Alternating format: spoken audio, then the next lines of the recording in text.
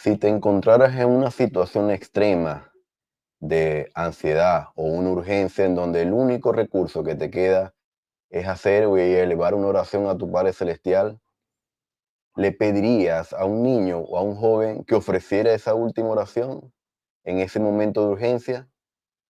Si la respuesta es no, este programa, este episodio es para ti.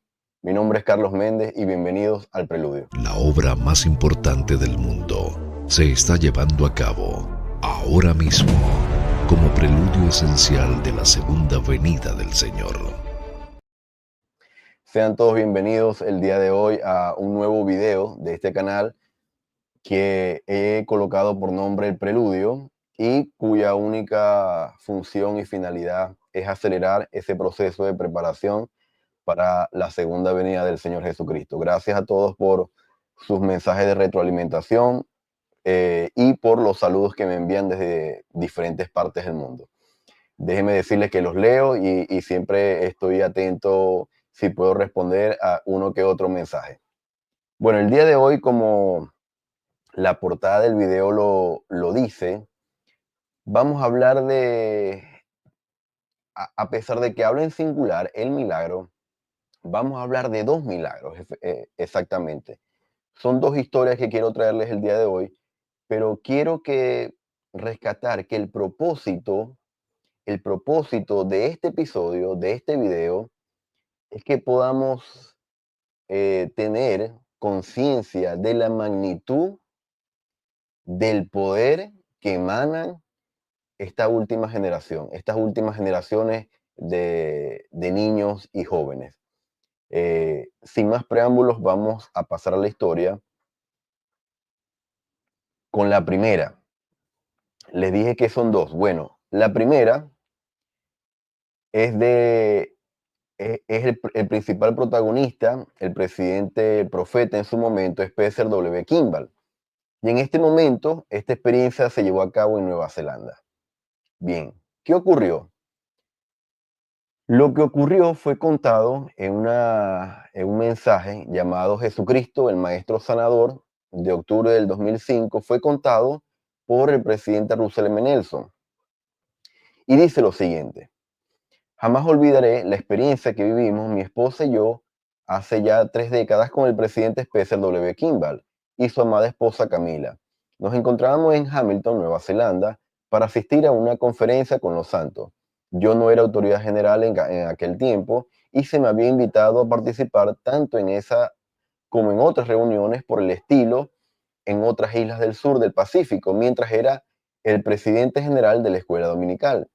Y en calidad de doctor en medicina atendí al presidente Kimball y a su esposa durante muchos años. Los conocí a los dos muy bien por dentro y por fuera. Recordarán que el presidente Nelson fue el que intervino quirúrgicamente en su momento, el presidente Kimball, y en este momento no era autoridad general. En este momento era presidente general de la escuela dominical, el actual profeta Russell M. Nelson. Sigue diciendo la historia: para esa conferencia, la juventud local de la iglesia había preparado un programa cultural especial para el sábado al atardecer.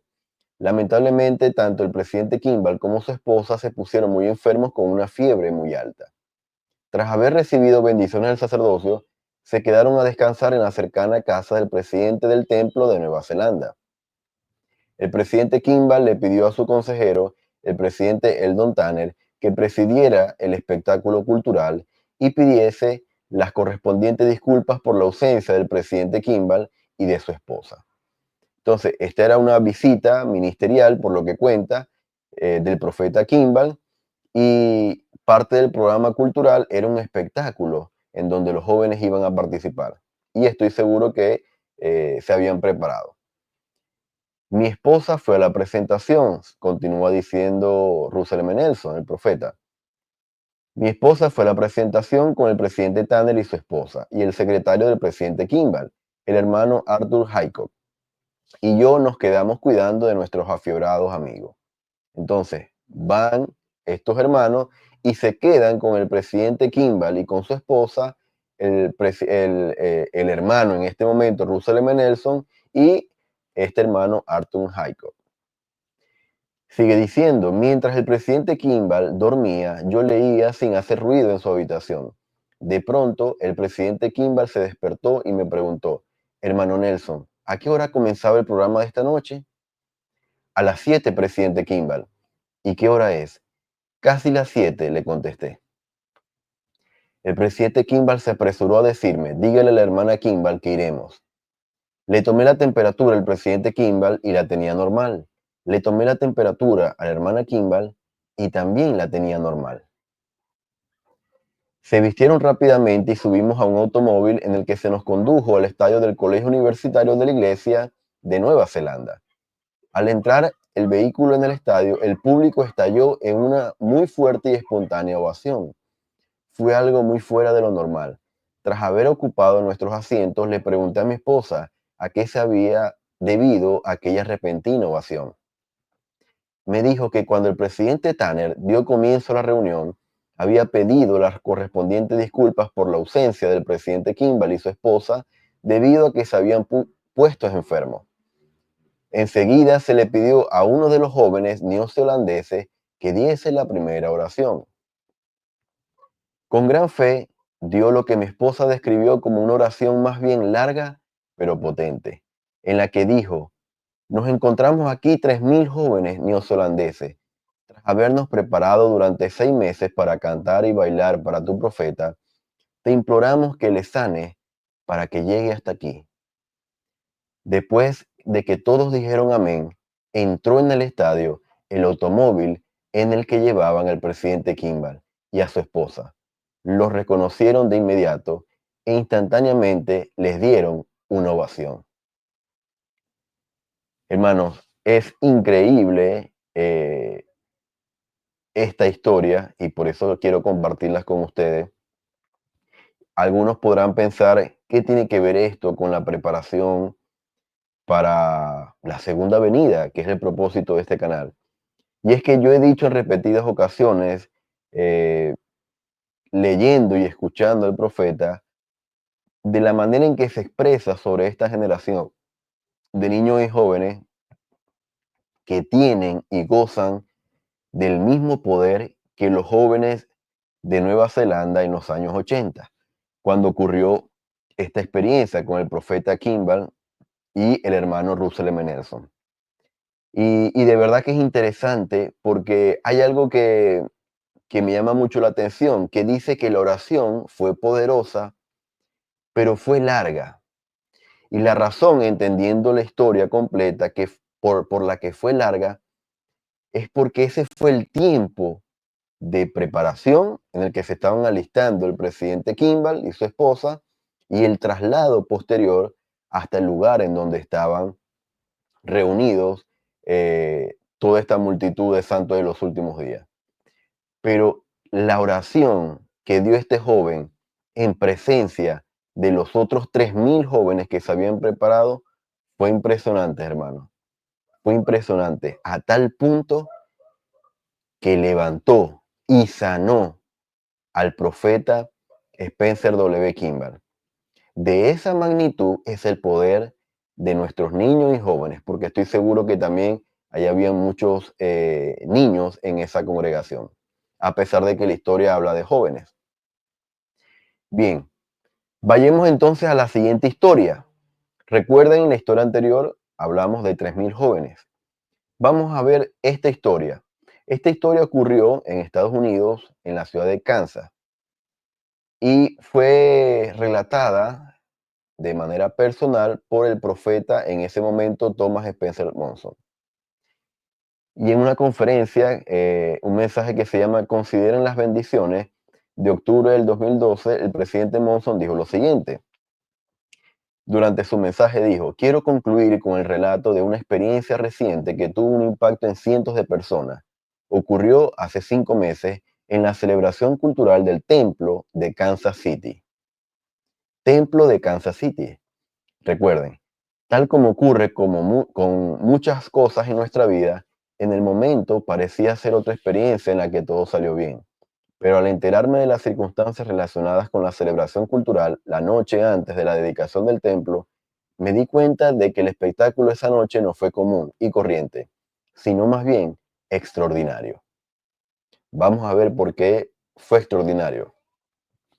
Al igual que para todos los eventos culturales que se llevan a cabo con la dedicación de un templo, los jóvenes del distrito del templo de Kansas City, Missouri, habían practicado el espectáculo en grupos separados en sus propias áreas. El plan era que se reunieran todos en el gran centro municipal rentado la mañana del sábado de la función para que aprendieran cuándo y dónde entrar, dónde ponerse, cuánto espacio dejar entre uno y otro, cómo salir del piso principal y demás. Muchos detalles que tendrían que aprender ese día mientras los encargados unían las diferentes escenas para que la función final saliera impecable y profesional. Pero ese día hubo solo un problema muy grande. La producción entera dependía de segmentos grabados que se mostrarían en la pantalla grande conocida como Jumbotron.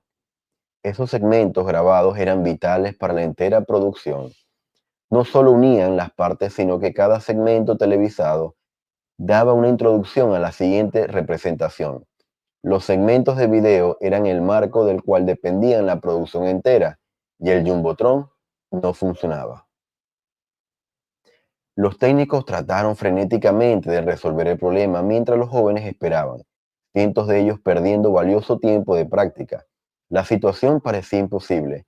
Susan Cooper, autora y directora de la celebración, explicó después: al cambiar del plan A al plan B y al plan Z, nos dimos cuenta de que no iba a funcionar. Al mirar el horario vimos que no lograríamos hacerlo, pero sabíamos que en el piso inferior teníamos una de las fuerzas más grandes, 3.000 jóvenes. Teníamos que bajar y decirles lo que estaba ocurriendo y recurrir a su fe.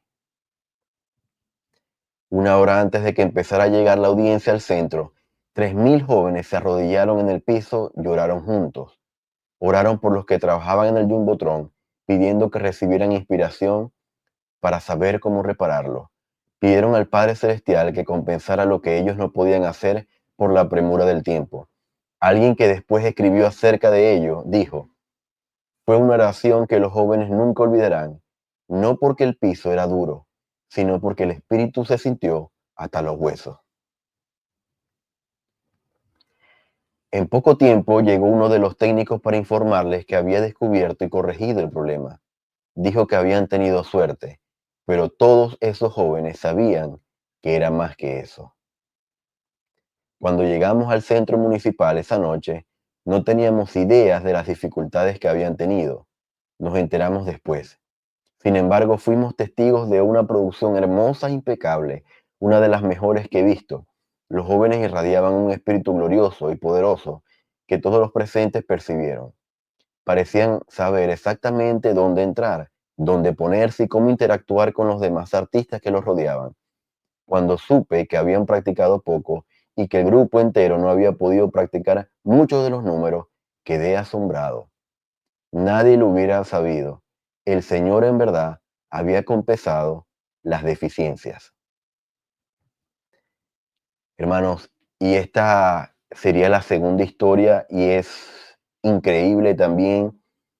Solamente de leer el relato es impresionante y poderoso a su vez. Yo los invito a que ustedes de manera individual puedan buscar en la plataforma de YouTube o leerla simplemente en la conferencia de octubre del 2012, este mensaje, y escucharán el relato de la propia boca del presidente Thomas S. Monson.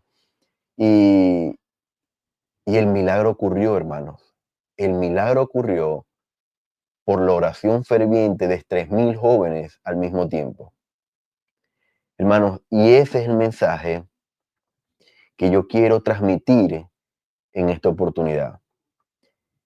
Si sabemos que como preparación para los eventos futuros debemos esforzarnos en lo espiritual, guardando los convenios, asistiendo al templo, leyendo las escrituras y todo lo que sabemos que debemos hacer, hay algo que inevitablemente va a ocurrir.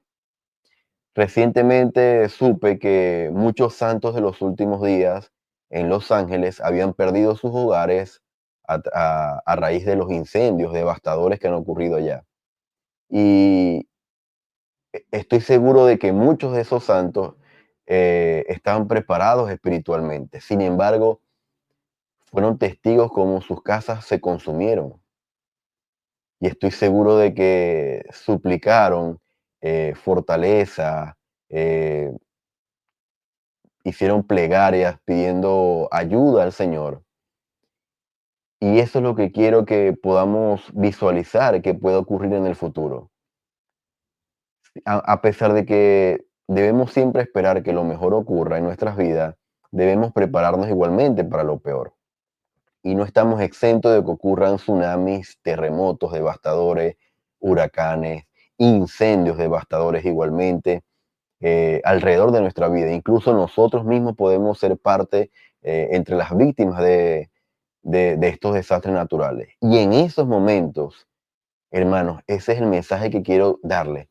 Si en ese momento está a nuestro alcance pedirle a nuestros hijos, si los tenemos, sobrinos, nietos, miembros jóvenes de nuestro barrio, si tenemos la oportunidad de pedirles que oren por un propósito específico, hagámoslo.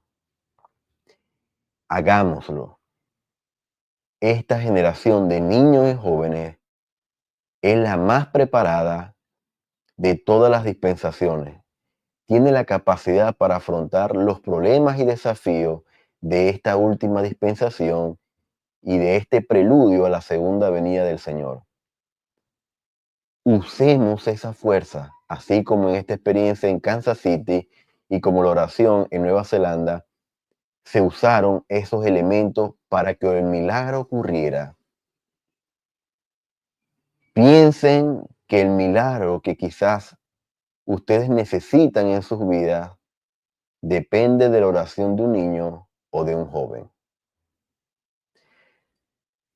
Para finalizar, quiero hacerlo leyendo estas tres citas. Primeramente, el presidente Nelson dijo, el Señor les pedirá a ustedes que hagan cosas difíciles.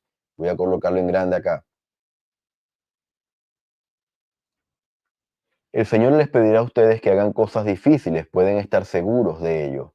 Las pruebas abrámicas no terminaron con Abraham.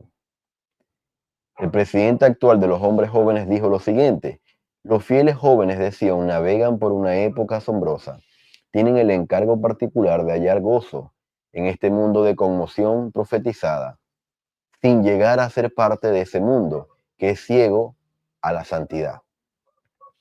Y luego tenemos a uno de los consejeros de la primera presidencia, el presidente Henry B. Eyring, que dijo lo siguiente, muchos de nuestros jóvenes tienen una madurez y una fe extraordinarias, pero aún los mejores de ellos son probados con gran intensidad y las pruebas serán cada vez más severas. Mis queridos amigos, eh, pidamos, pidámosle a los niños y jóvenes que oren por la familia, que oren porque papá y mamá tengan salud, que oren porque los abuelos tengan salud, porque si tiene algún familiar que no está asistiendo a la iglesia, porque vuelva a la iglesia, porque un hermano o una hermanita puedan pasar de curso, de año, y le vaya bien en el año escolar, que un hermano mayor obtenga una beca, que le vaya bien a su papá o a su mamá que haya sido llamado a un llamamiento. Si pierden el empleo, pídanles que ore para que papá o mamá consigan un empleo. Pero utilicemos esa fuerza, hermano. Utilicemos la fuerza de estos jóvenes que están capacitados y fueron preparados durante siglos en los cielos para vivir la época más grandiosa en la historia de la humanidad. La época del cumplimiento de los tiempos. Gracias, hermanos, por hacer parte de este video. Compártelo con niños y jóvenes que conozcas y posteriormente, obviamente, a su familia para que puedan recordar simplemente estas dos historias y puedan entender el poder que ellos poseen. Esto es lo que quería compartir el día de hoy. Te invito a que, bueno, puedas seguir atento.